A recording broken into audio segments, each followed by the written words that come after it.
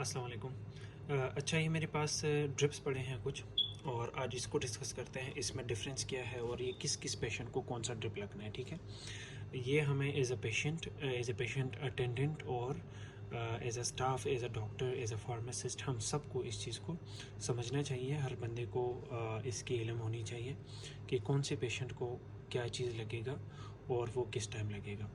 ये सबसे पहले मेरे पास है नॉर्मल सलाइन। ठीक है, नॉर्मल सलाइन इसमें अंदर मौजूद है सोडियम क्लोराइड 0.9%। ये उन पेशेंट्स को लगते हैं जिनका बीपी लो होता है और जिनको फ्लूइड्स की ज़रूरत होती है। जब बीपी उनका डाउन होता है उनको सोडियम क्लोराइड का ज़रूरत होता है, तो उसी सिचुएशन में ये ड्रिप उनको नॉर्मल सलाइन लगेगी। हमारे पास ये मैं इस चीज़ लिए करता हूँ डिस्कस कि हमारे पास पेशेंट जब आते हैं उनको बाहर की किसी क्लिनिक से उनको कोई चीज़ अटैच हुई आती है और वो उसको इस चीज़ की ज़रूरत नहीं होती और उनको ये लगी हुई होती है। तो हमें एज आ पेशेंट अटेंडेंट भी ये चीज़ देखनी चाहिए कि हमारे पेशेंट को क्या लग रहा है और किस हालत में लग रहा है। ठीक है, तो ये इस तरह हो गया। फिर उसके बाद ये है आरएल, रिंगर लेक्टेट। इसमें सोडियम क्लोराइड भी है, इसमें कैल्शियम क्लोराइड भी है, इसमें पोटाशियम भी है। ये उन पेशेंट्स को लगते हैं जिनको डायबिटीज़ होती है और उनको फ्लूइड्स की ज़रूरत होती है। उनका जो जिन पेशेंट्स की इलेक्ट्रोलाइट्स कम होती हैं, जिनको मोशंस हुए होते हैं और इलेक्ट्रोलाइट्स उसके साथ भी कम होती हैं, तो उनको ये लगेगी। ये जो है, ये जो हाई बीपी वाले पेशेंट्स हैं उनको यही लगेगा। ये हाई बीपी पेशेंट्स को नहीं लगेगा। ठीक है, ये जो है ये डायबिटिक पेशेंट को नहीं लग सकता, ये डायबिटिक पेशेंट को लग सकता है।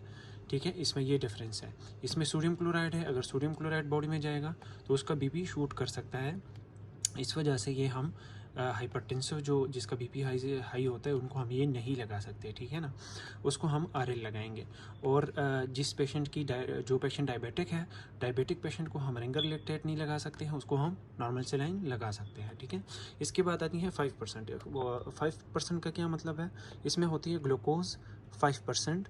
और ये उन पेशेंट्स को लगता है जिनको ग्लूकोज की ज़रूरत होती है, जिनको जो ओरल इंटेक उनका नहीं होता।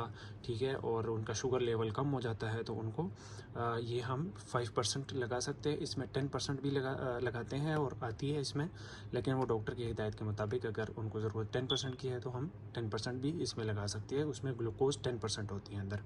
अच्छा, इसके बाद ये आती है डीएस।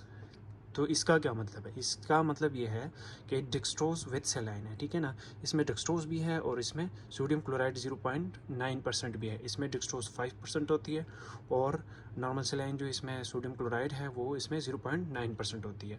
ये उन पेशेंट्स को लगता है जिनका जो शुगर लेवल भी कम होता है, उनका बीपी भी लो रहता है, तो उन पेशेंट को दोनों चीज़ों को ऊपर लेके आने के लिए ये हम उनको ये फ्लूइड्स लगाते हैं। ठीक है ना, इसमें जो ये वाली है इसमें आरएलडी भी आती है। आरएलडी का मतलब ये है कि उसमें रिंगर भी होगा और उसमें डेक्सट्रोज भी होता है। तो जिन पेशेंट्स को डेक्सट्रोज की भी ज़रूरत होती है, उनको इलेक्ट्रोलाइट सोडियम क्लोराइड और ये कैल्शियम क्लोराइड और पोटाशियम क्लोराइड, इन चीज़ों की ज़रूरत होती है, तो उनको आरएलडी भी लगती है। ठीक है ना, तो हमने इन चीज़ों का सबका देखना है। अब ये जो चीज़ें हैं ये दोनों डायबिटिक पेशेंट को नहीं लग सकते क्योंकि इसमें डेक्सट्रोज अवेलेबल है। तो डेक्सट्रोज हम डायबिटिक पेशेंट्स को नहीं लगा सकते। ये चीज़ें हमें समझना चाहिए। ठीक है, और इन चीज़ों को हमें ध्यान से लगानी चाहिए पेशेंट्स को।